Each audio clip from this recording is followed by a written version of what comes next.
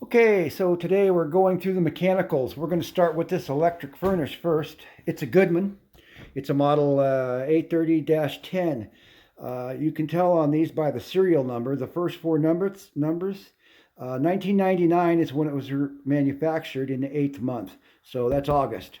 So already, we're at a 24-year-old furnace. Life expectancy on these furnaces is 15 to 20 years. So here's our beast right here. History tells us a lot. We can take a look, and these wires, these jumper wires, they're cooked at the end. What caused that? We don't know. We can look up inside here. Here's more burnt wires. Here's another clue. They call these high limit switches, temperature switches. When they reach a certain temperature, that little diode right there, there's one on this side somewhere, it'll blow. Right there. Some of them shut off at a certain temperature and turn on at a certain temperature. This thing's full of dust. I'll turn it on. My recommendation, it needs to go. It's already reached its life expectancy. I've got wires that are already fried. They're trying to combat it by limit switches, which means it's overheating. My recommendation is just to pull out of this and not even touch it. I don't know what they've done, but again, all indications here is it's reached its life expectancy and it's time to go away. Alrighty.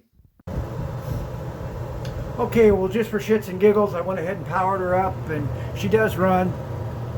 If you see, we got a little bit of shaking going on here.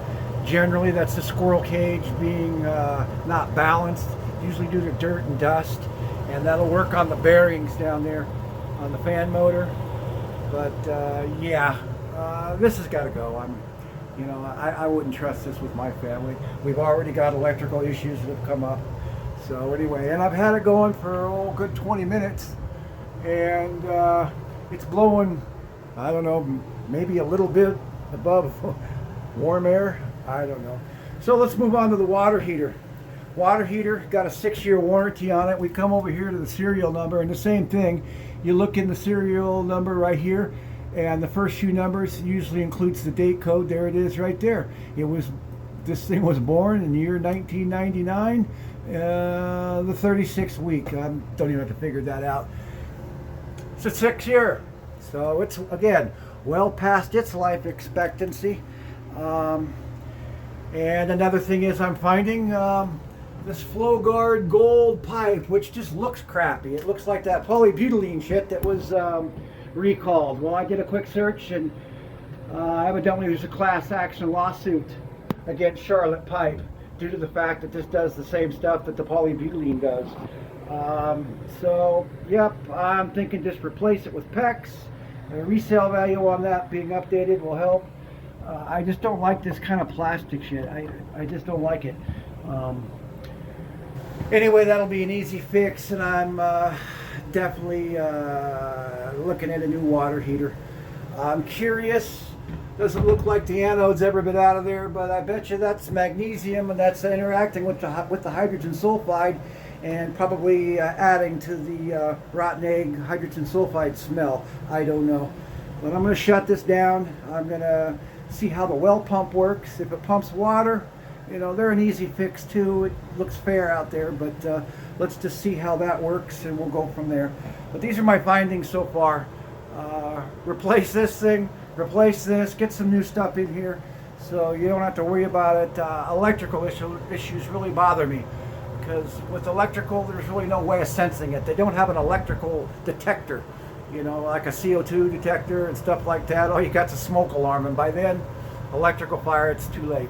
So anyway, I'm going to move on to checking out the well. Well, here we are in the bathroom, and just giving it the once over.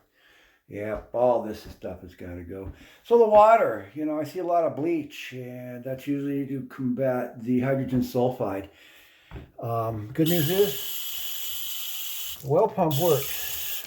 When you've got hydrogen sulfide and iron, they leave deposits. I'm just not seeing anything in here. You look all over. I've looked at all the fixtures here. I've torn this apart. There's your sediment. Okay.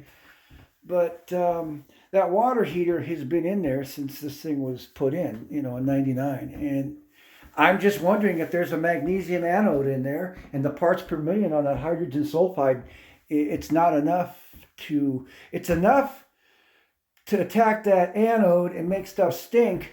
But I'm just wondering with the new water heater and aluminum zinc anode in there, if that would take care of all the problems.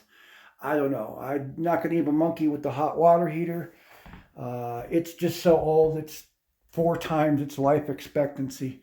So anyway, mechanicals look good. The well's good. From what I can see, replaced the furnace. All this stuff. It's the floor, tub. It's just beyond. So anyway, that's my quick assessment of the mechanicals. So now it's time to move out a whole bunch of junk. Gut this place basically and start over again. Okay, well, I thought I'd check out the last of the mechanical here. Down here underneath the house, I guess we'll call this the basement, checking out the pressure tank. It seems okay, it's old. Pressure switch, come on.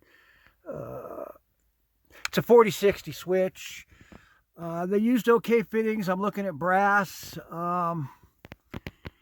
It looks like all brass, so that's a plus, I guess. I don't know. I'll look at the date code on this. It's getting kind of rusty. I mean, let that go, but I'm already seeing some leaks here. I've already shut off the pump. Again, when you turn on something, that's been off for a while, it can leak until it swells up. So anyway, I'm looking at this, and we were talking about snakes in the shed. I don't know if you can see that right there. That's a snake skin. It's a shed. Anyway, this is going to need some attention down here. There is some good news. State of West Virginia and the federal government, they give rebates and stuff like that for upgrading this. There's going to be a lot of insulation that's going to go in. And yeah, you can see they've replaced some of that old PVC stuff, or butyl, whatever the heck it is. You can see where they've tied into it there, but they replaced it with 1-inch PEX. So, and then I'm looking at all this water softening stuff. At first I thought that was a pressure tank for the whole system. I don't know what this stuff is. Some of it's hooked up. I've turned it on, some is flashing. I think what we need to do is get a parts per million reading on the water, see where we stand. It could just be that hydrogen sulfide smell and everything is coming from the water heater anode. We just don't know. So yeah, there's a lot of work to be done. Hoping to salvage some of this insulation. I don't know. I'm not going to get back in there right now. This is just a general assessment of what we got going on. But yeah, we got to figure this out. And again, I don't like this plastic pipe. I don't, it could be that stuff leaking they're talking about. Look at there. See that? I don't know if you can. It could be leaking right there. So, I think it's going to be wise just to go and replace all this piping and be done with it. It'll be good for resale value. I don't have to worry about these fittings and stuff breaking. Don't have to worry about, a whole bunch of stuff. And just putting in PEX. It's not a 2-story. I think that's going to be the wisest decision at this point, to avoid any of this stuff, because this not only leaks, it creates moisture in here, and you can't insulate over the top of it. It'll start to do all this. So anyway, that's pretty much my assessment of these mechanicals. Not too happy they used this as 12 gauge wire. I guess it's okay. But out to the pump, I would have used at least 10. But anyway, so this is what we got. And we're going to get working on getting all this stuff cleaned up and get a game plan for all this. Alrighty.